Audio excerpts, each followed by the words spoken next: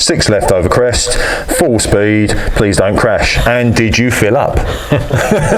Mate, I'll tell you what, first impression sitting in here, maybe it's because I've got my helmet on, maybe it isn't, but it is quite claustrophobic. Very claustrophobic. You know, I suppose you can't be rattling around in a rally car anyway, but it's very narrow, isn't it? Yeah. And where's the rearview mirror gone? You can't see. But you can't see any of the bonnet either. No. And most of the, you know, when you're a co-driver, you hardly see the road. Obviously, you're just working off the pace notes. Yeah. I would have thought you'd have slightly better vision, bearing in mind that an awful lot of these races, they're going sideways round corners, inches, sometimes millimetres from huge barrel-sized rocks, you know, and you physically, I mean, they are some of the best drivers on the planet, of course, but you physically can't see the extremities of the car at all. No. And I think, obviously it is a Focus, which is quite a small car, so you do feel really, you know, enclosed. Do you know what the funny thing is? I'm laughing before I've even said it, but very little of this car actually resembles the picture that I showed you in the homologation papers. But these door handles are you kept pathetic. the door handles, and I can't believe you've got electric windows. I know. But talk me through all these buttons, because I've got a screen sat in front of me with time of the day, total remaining speed, stage time, and all that stuff, which I'm assuming is for me to give you information back whilst you're concentrating on the important stuff. You're looking at the fuel reserves if they needed to slow down. We've got fire, blower. Don't go near. And we know I've set the fire extinguishers off before in other rally cars. Have you? Got to be, because people come in and go, what's that? Fire, boom. Yeah, well, that's all the fire extinguishers got. Like, this might be a stupid question, but does every one of these buttons do something and mean something? Absolutely, and that's why it's tricky to get this out on the road, you know, because you've got different stages. I mean, you have got a road and stage switch. Right. So obviously it's at road at the moment, the valves, the start, obviously all these little bits here, but yeah, I'm not 100% sure on what everything does, but obviously it's all there for a reason. You've got all these pages on here that I've got around the car, what it's doing, and this is why you said about, you know, just when you take it out for a drive, but now you start to see there's a lot going on here, and when a light comes up and you think, God, what does that mean?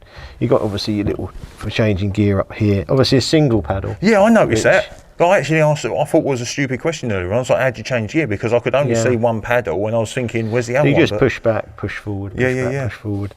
On there, you've got an override here.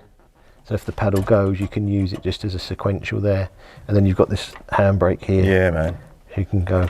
And I did try. And that's what I was saying about them starts. You would have been here like this, you hold it, and you're gone. Yeah, it's not launch control as in modern cars nowadays, is it? Push a button, just hold the brake, out. hold that, let it go. Yeah, exactly. And those pedals are so firm. Well, I said to you, it's like rock hard, isn't it, there? Yeah. And so well made as well. I mean, the quality of them, they feel really substantial on there. It's very agricultural though, isn't it? I mean, you don't get into a rally car and expect the mod cons like you do in the GT8 or anything like that, but... Well, it has got a little fan, and you have got, that's your aircon.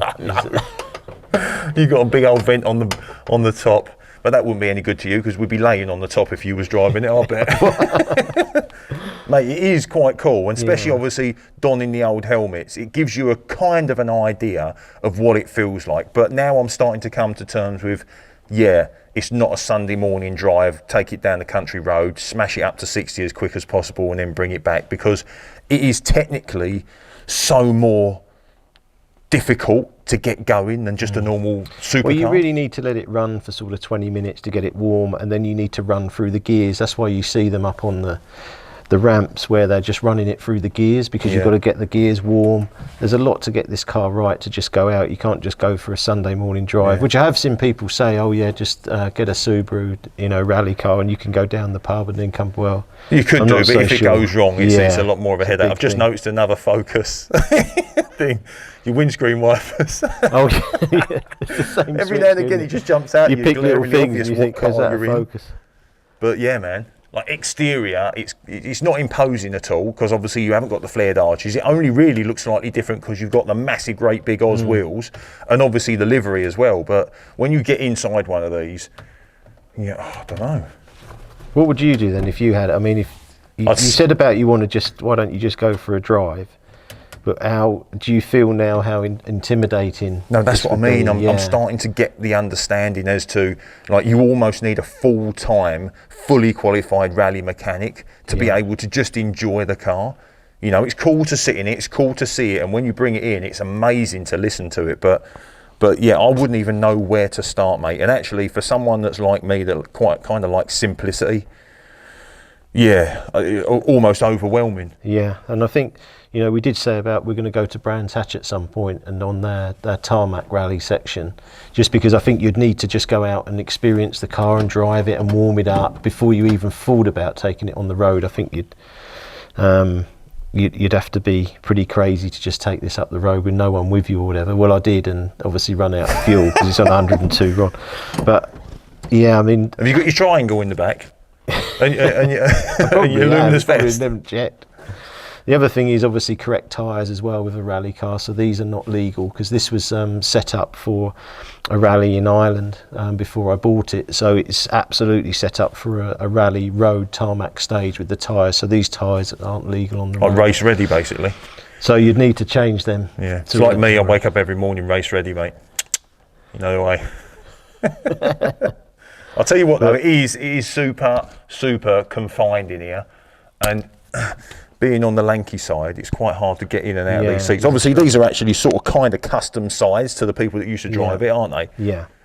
I mean, you could change the seats and that. Colin, talking to the engineers with him, he said it just had sort of one seat and didn't really change a lot. He just went and drove. Whereas Carlos Sainz had a huge amount of adjustment to make the seat. I mean, I can feel on my back now it's aching already, just in, because they're just so, I assume it's just a carbon fibre back. There's hardly any support, is there? No. But the good thing is, I guess, is, mate, if something does go wrong, you ain't moving an inch in this, are you? No. I mean, one nice thing, when you say, you know, when I come in here and just sit in the car, if you can imagine them at a start of a rally, it's quite a nice feeling to think he was in this, driving this car. You've got the co-driver next to you and you're off. And then you can obviously watch the clips on YouTube of him driving. Do you reckon they had an egg like in Cool Runnings? Zanka, you're dead. Yeah. Right, I need to get out of here, man. I'm getting all hot and sweaty and bothered. Let's get out.